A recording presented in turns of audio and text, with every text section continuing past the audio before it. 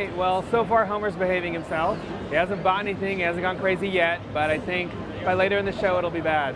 But we're back, and I'm here with Thomas Wilson, who's creative director at Beanox, and they are currently working on Spider-Man Shadow Dimensions, which is actually really big at the show because you guys have finally revealed your last world. So what is it? Well, it's Ultimate Spider-Man, so Nice. we can finally talk about it, but there's a twist. He's wearing the black suit. Nice.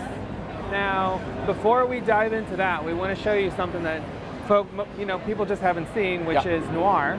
So we want to show you the Spider-Man Noir level here, which, talk us through it, Thomas, because every Spider-Man plays different, right? Yes, so basically, because we call it Shattered Dimensions for a reason, you're actually playing 4 different Spider-Men, and the one you're looking at right now is the brand new Spider-Man Noir. It's a brand new series for Marvel, and it was really fun for us to actually bring that to life. And to make it a playable version of that was really cool. So it's all about stealth. In this universe, it's taking place in the 1930s, as if Peter Parker had gotten his powers around that time. And we're not actually telling the story from the comic book perspective. We're making our own in that time period, and it's all about retrieving the fragments of the tablet that gets shattered at the beginning of the game. And so here you're looking at an area that's taking place in the level when you're after Hammerhead. And basically, at one point in this area, Hammerhead takes people hostage, and it's up to you. Basically, you're a superhero, so you gotta save people. So here, you basically have to take the guards one by one to free the hostages that are taken, sort of held captive inside the wagons. It's important to mention that all levels take place at night. And really, to know when you're in the shadows, to know if you're in stealth mode, you basically just have to be in the shadows. It's all about being in the shadows. When you're in shadows, you're not being spotted. If you're in the light, you might be seen. These guys carry torchlight, so you have to watch it. Sorry, go ahead. And just to be clear, just the Spider-Man Noir level takes place at night, right? Well, we have some other levels in some other dimensions that might be taking place at night, but in Spider-Man Noir, they're all taking place at night. It's part of the art style. As you might have seen on the screen, we have this sort of film noir treatment. We really wanted to have this sort of Frank Miller quality to the render of the characters. So it's not just black and white. It's really all about, you have this rim-like treatment on the characters when in the shadow, as if they were drawn from a comic book. That was really important to us. We saw just for a second this kind of the spider vision, Yes. or spider sense, I guess is how you guys do it. So, how does this work? So in Noir, it serves almost like it's a vision mode. It serves almost like night vision goggles, if you will. It allows you to better see in the dark, but it also allows you to see enemies and interactive objectives through walls. So everything that's dangerous will have a red aura, and everything that's interactive will have a yellow aura. So you can see where the civilians are hidden, as well as the enemy. So it's perfect when you're trying to, sneak behind a guy that's on the other side of a wall, and you want to see when he's going to have his back turned on you. Nice. Now, just to kind of fill people in what else we're seeing. So if whoever's playing right now had wanted to, they could upgrade Spider-Man because of some stuff they've collected. Do you want to explain? Because we've been seeing like these yellow orbs and this red stuff come off of people when they're defeated. So like right here. Yes. So basically the way it works is you collect spider essence. That's sort of our currency in the game. You can see on the upper right hand on the screen that actually there's some challenges completed and you can upgrade your character. Basically what it is that the more you play the game, you unlock challenges within the game. You have 180 total, 15 per levels. And it serves sort of our inner achievement system. So basically, the more you complete challenges, the more spider essence you're being rewarded with, and the more moves and upgrades you can unlock. So, like health increase, more powers for your combos, more combos, and so on, alternate suits. So there's a lot. And I should probably call out, while your demo was playing, he maybe didn't play as good as he could have, and he did step in the light. Yeah. And it wasn't game over, right? No. So you can pull a save if you have a problem. So you want to talk to us about how that works? Yeah, sure. Basically, the way it works is we desaturate the color palette when you're in shadows and when you're hidden. But if you happen to be spotted, basically you're going to have a red glow following you around. So if you hide in the shadows and look back at your position, you're going to see that marker that will identify basically your last seen position. This is where all the enemies will converge, and you'll know that you're not going to be spotted if you stay in the shadows long enough. Also, if you get shot, your health regenerates when you're shadows. So we're not punishing the player too much. You just got to watch it. You just got to watch how you approach the level navigation, basically. All right. So I guess we could, to that point, I think we could switch probably to the final dimension that we have revealed. Right. So what we're going to be doing right now is we're going to be switching to Ultimate. Now, there was an Ultimate Spider-Man game that came out. Yes. So is that one of the reasons why you guys chose to go all with the black suit? Well, sort of. I mean, really, people really liked the first game that came out, Ultimate Spider-Man.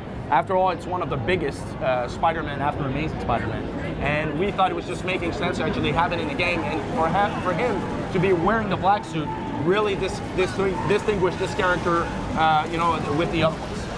And I have to nerd out here for a second for the folks at home. So this is taking place in Triskelion base. Yes.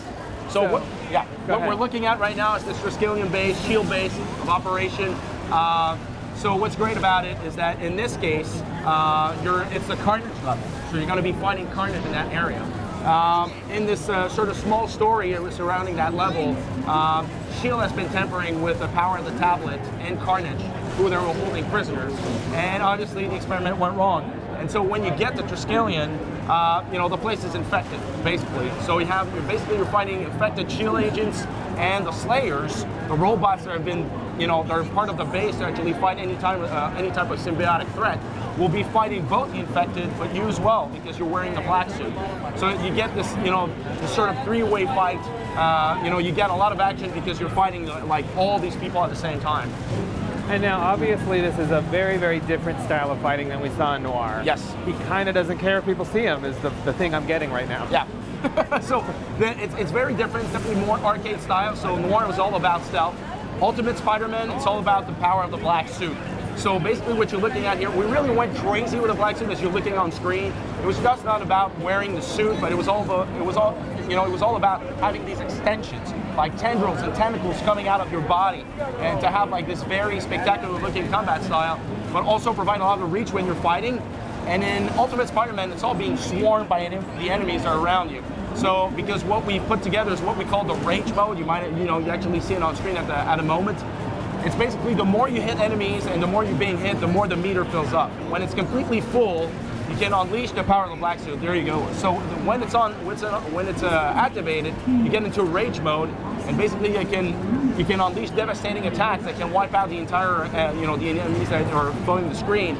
But the more you hit enemies in that mode, the more you maintain your rage.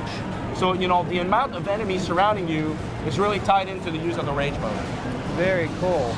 Now, to be clear, the spider sense also works here, but it's a little bit different as well because there's a red arrow, I believe, and that's directing you to where you got to go. Exactly. So what the spider sense, basically all Spider-Men have a spider sense, and the spider sense serves as a way of finding out where the boss you're after is right now. So you might see on the screen like there's a little icon of Carnage.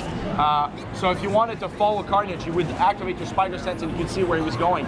Also, it serves as an indication of the enemy's health. So the more, the stronger the glow, the more health they have. And so the more you fight them, basically the aura will reduce almost to the point where, it's gone. So you'll know which enemy you can attack first if you want to get rid of them one by one. Now, what we've been seeing kind of peppered throughout the levels have been these spinning spider icons. Yes.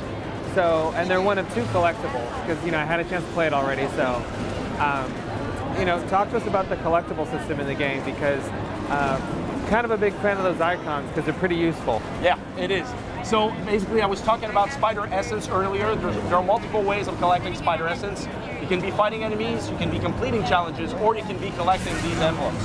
So what we call spider emblems, when you find them, they will reward you with health and additional spider essence as well. So they're strategically located across a little bit everywhere in the environment, and basically it's for the player to explore. We reward the players in the end because we basically rate the performance of the level, and we reward the player who've collected enough of those. So the spider emblems, the enemies, the challenges, all combine to collect spider essence to unlock more powerful moves. Now, just as we're getting closer to Carnage, probably gonna have a fight soon, I feel. Yeah, I think actually we should switch to Carnage.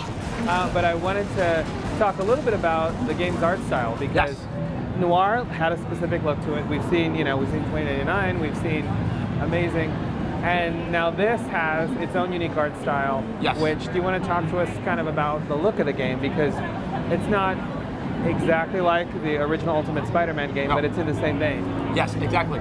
So we really wanted to pay tribute to the contemporary comic book. So, you know, we've talked about Amazing before, and it was all about pen and ink treatment, the vintage comic book style. But this time around, it's all about like the, you know, the rendered comics. It's all cell shaded, very saturated, you know, very fresh, young, dynamic. It reflects the personality of the character. And so, yes, basically, we really like what, you know, people like what Ultimate Alliance, not Ultimate Alliance, I'm sorry, talking about Ultimate Spider-Man. When Ultimate Spider-Man came out, people really liked the art style, so we just wanted to push it further into like the next-gen consoles.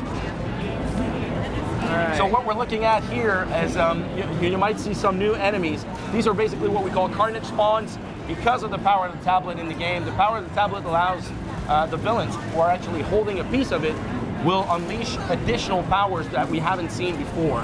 So in this case, the power of the tablet allowed Carnage to sort of multiply himself. So you have lesser versions of Carnage you need to fight throughout, you know, this particular level. And now we're gonna get to actually meet Carnage. And in brand new first-person fighting style. So that was something really important for us, was to actually, and we've talked about that in the past, was to actually have a chance to play the character, to fight some of the villains in first person. Yep. Because that was like, you know, we have a very robust facial animation system. Yeah. And what we wanted to do was to get players who actually love but hate the villains at the same time to be punching them in the face, you know, really to just have it. And it's not quick time event, it's all interactive, so you use the left and right stick to punch them. It's pretty classic, punching in the face. Yes, there you go. But it's because, you know, to actually see them from up close, because most of the time when you're fighting these guys, they're about the same size as you, right? Yep. And so to actually see them from up close and have them go like, I hate you, Spider-Man, and just like punch them in the face, right, you know, right in the middle of it, it's kind of fun. And to actually be fighting Carnage, punching Carnage in the face was just like so obvious. It is what people at home want, probably. So one thing we can talk about is all of the, you know, we're talking about 13 villains. Yep. So there's a lot of villains out there. So we've actually revealed Carnage for Ultimate. There's also Deadpool, you know, which is one of the characters I think people will really like. We have Scorpion for $20.99 that we talked about. We have Juggernaut for Amazing Spider-Man. Right. Vulture for Noir that we revealed. So we're talking about 13 villains total, and I think people will really enjoy all they're going to be seeing in this game. All right. Well, thanks very much for coming by, Thomas. It's a pleasure.